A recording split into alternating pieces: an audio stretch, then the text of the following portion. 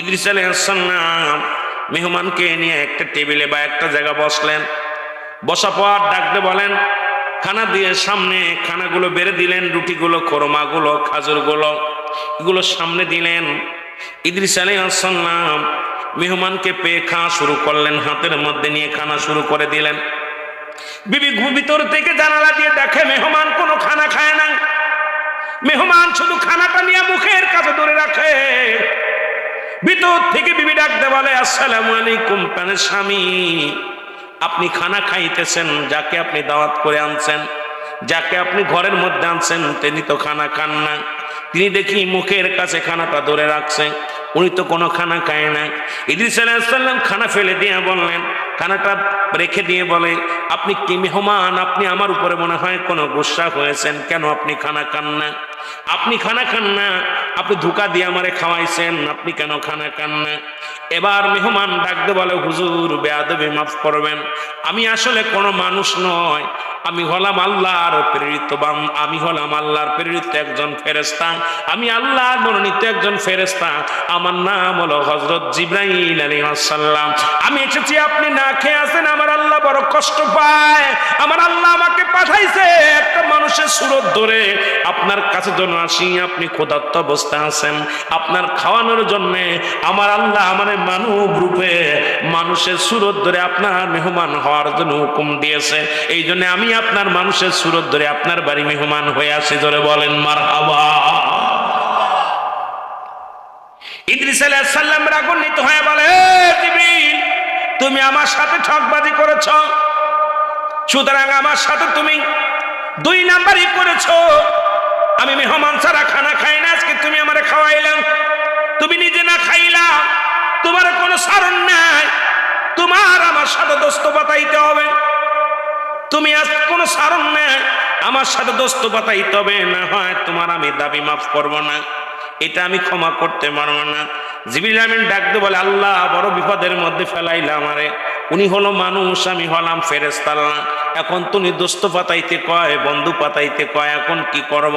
আল্লাহ কয়, বেদাল বাদাস না, পাতা, দুজনই বন্ধু পাতা, দোস্ত বানাইলেন। জোরে জোরে চিল্লায় বলা যাবে না মারহাবা। ফেরেশতা জিবরিল আমিনের সঙ্গে বন্ধু পাতাইলেন হযরত ইদ্রিস আলাইহিস সালাম, মারহাবা বলেন না। দোস্ত বন্ধু পাতাইলেন, বন্ধু তাই হয়ে গেল, এ আমার ভাইরা বন্ধু হয়ে গেলেন। এবার বলে, বন্ধু যেহেতু বানাইলাম তোমারে, এখন আমার 3টা দাবি পুরা করা লাগবে। নাম্বার 1 দাবি হলো আমাকে এখনই মারতে হবে, আমি এখনই মারা যাব, এরপরে আমার জিন্দা করা লাগবে। নাম্বার 2, নাম্বার 3 আমারে জান্নাত জাহান্নাম দেখানো লাগবে, কারণ আমাকে মরার পরে জান্নাত জাহান্নাম গুলো দেখানো লাগবে। তোমাকে আমি বলতেছি, এই 3টা দাবি আমার পুরা করা লাগবে, না হয় তোমার আমি ছাড়বো না, কারণ তুমি আমারে ধোঁকা দিয়ে খাওয়াইছো। জিবরিল আমিন ডাকতে বলে, আমার আল্লাহ আমারে কোন বিপদের মধ্যে ফেললা, এখন উনার তো হায়াত রয়েছে, এখনো তোমার অনেক হায়াত, এখন ওনারে কেমনে আমি হত্যা করবো আর কেমনে ওনারে মারবো? আল্লাহ কয়, আমার বন্ধু যা বলছে তাই কর, তাড়াতাড়ি ওর জানটা কবাস করা যায়, ডাক দে নিয়ে আয়। আদ্রাইল আসলেন, জানটা কবাস হয়ে গেল, জোরে জোরে চিল্লায় বল আল্লাহু আকবার। জানটা বাইর হয়ে গেলে আবার তারা জীবিত করলেন, একবার মারলেন, আবার জিন্দা হলেন, এবার বলেন আল্লাহ, এবার বলেন ও জিবরিল আমাকে তুমি করো, আমি ফেরেশতা, তুমি শোনো, আমাকে এখন জান্নাত জাহান্নাম দেখাইবা। ইদ্রিস আলাইহিস সালামকে জাহান্নাম গুলো ঘুরায় ঘুরায় দেখালেন, জাহান্নাম গুলো দেখি ইদ্রিস আলাইহিস সালাম কাঁদতে লাগলেন, কারণ জাহান্নামের মধ্যে ভয়ঙ্কর আযাব, জাহান্নামের মধ্যে আগুন, অগ্নিকাণ্ড, জাহান্নামের মধ্যে প্রচন্ড আযাবের ফেরেশতারা, মালিক ফেরেশতার সৈন্যরা যন্ত্রণাদায়ক শাস্তি গুলো ব্যবস্থা করে রাখছে। ইদ্রিস আলাইহিস সালাম চিৎকার করে ডাকতে বলে, আমার মালিক,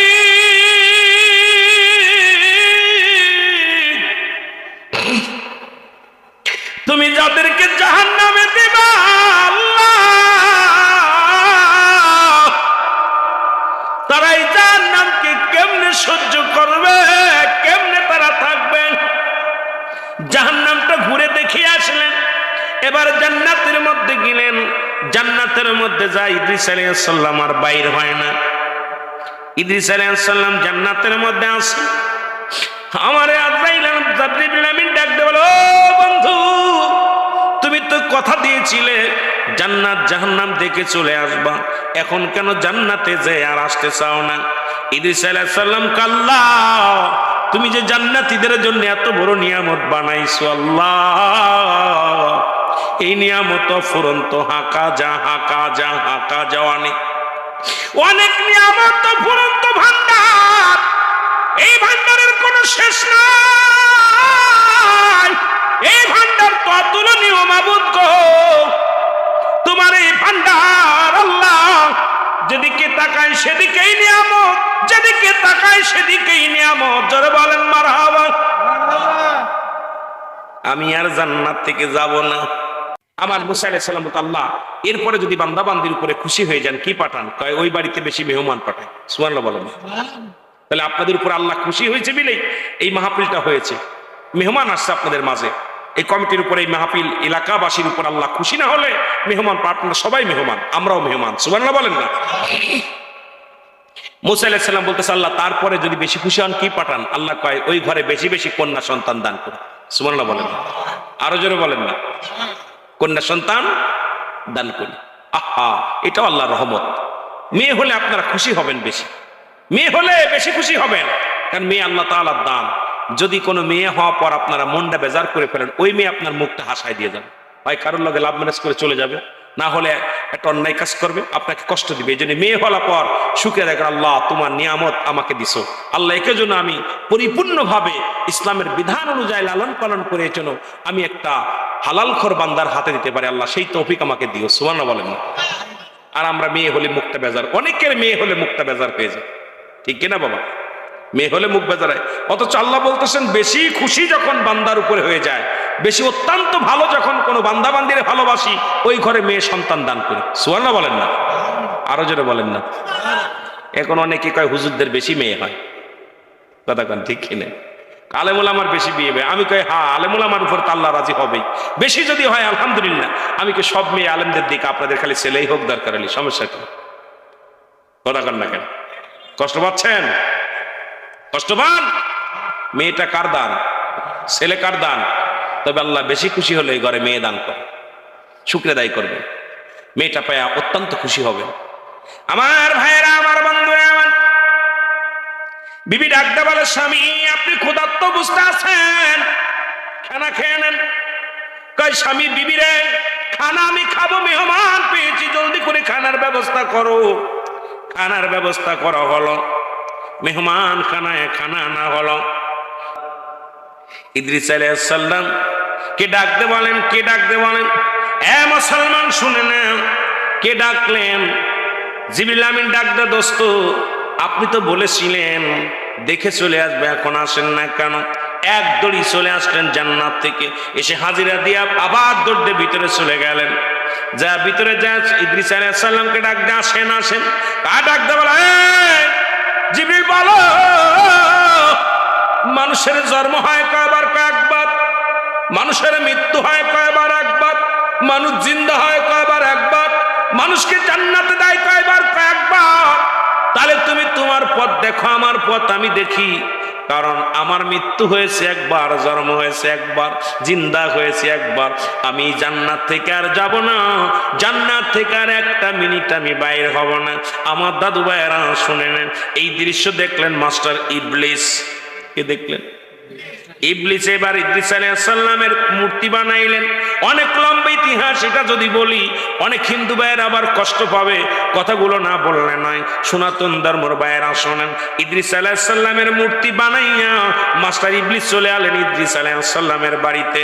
বাড়িতে এসে বলে, ইদ্রিস আলাইহিস সালামের ছেলেদের, কাবলাদেরকে ডাকতে বলে, ছেলেরা শোনো, বৎসরা শোনো, তোমার আব্বা জান্নাতের মধ্যে আছে, তার একটা ছায়া আমার কাছে দিয়া দিছে, এই নাও, এটা কাছ থেকে যারা ভক্তি করবা, শ্রদ্ধা করবা, ভগবান বানায়া যারা সিজদা করবা, তারা তোমার আব্বার সাথে জান্নাতে যেতে পারবা।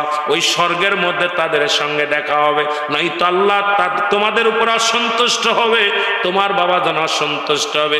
ওই দিন থেকে আমার সনাতন ভাইয়েরা, সনাতন ধর্ম ভাইয়েরা যারা আছেন, ওই যে কাতি পূজা শুরু করে দিল ইদ্রিস আলাইহিস সালামের মূর্তি বানাইয়া, আজ পর্যন্ত অসংখ্য মূর্তি পূজারী বাবারা আজও পর্যন্ত ইদ্রিস আলাইহিস সালামের মূর্তি বানাইয়া তারা পূজা করে। ও মুসলমান শুনে নাও, শয়তান চির শত্রু মানুষের, এরা মানুষের বন্ধু নয়। জোরে বলেন ঠিক কিনা? আমার বাবারা শোনো, এই ইদ্রিস আলাইহিস সালাম এখনো জান্নাতের মধ্যে জীবিত আছে গো। এই ইদ্রিস আলাইহিস সালামকে আমার আল্লাহ ডাকতে বলে, বন্ধু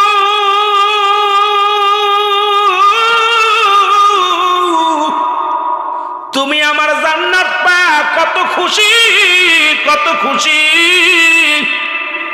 ইদ্রিস আলাইহিস সালাম বলে, আল্লাহ আপনার জান্নাতের মধ্যে অফুরন্ত ভান্ডার, অফুরন্ত দয়া, অফুরন্ত রহমতে ভরপুর আল্লাহ।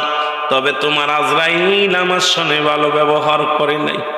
তোমার আজরাইল আমার জানটা নিছে, আমার গা থেকে এখনো যন্ত্রণা যায় নাই। আল্লাহ ডাকতে বলে,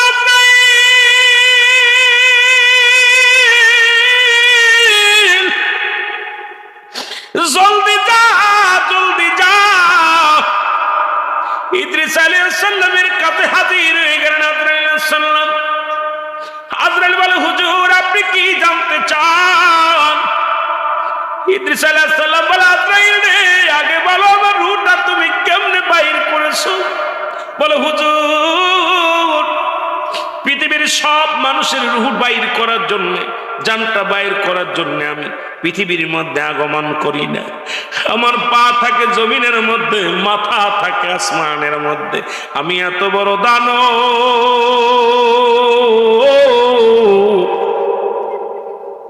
পৃথিবীর সমস্ত পানি যদি আমার মাথায় ঢেলে দেওয়া হয় রে,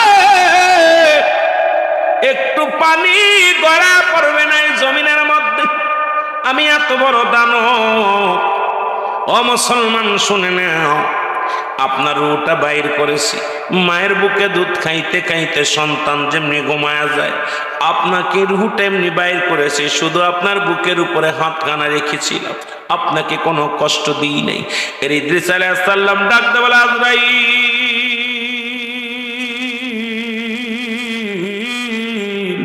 এই সহজ মৃত্যু যদি এত কঠিন হয়, তাহলে কঠিন মৃত্যুটা কত কঠিন।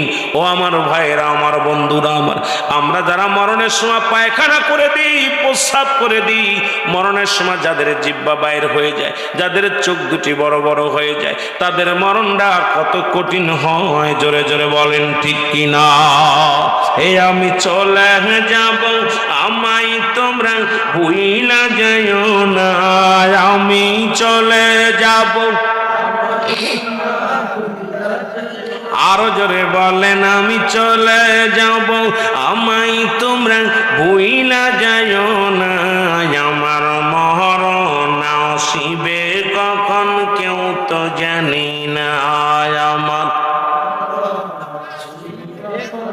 একটু জোরে জোরে চিল্লায় বলেন, বলেন আমার মরণ আসিবে কখন কেউ তো জানি না। ডানে বামে মাটি, আমার মাটির বিছানা। ডানে বামে মাটি, এই পৃথিবী চিরদিন থাকার জায়গা নয়। অন্ধকার কবর যে তোমার আসল ঠিকানা রে মানুষ।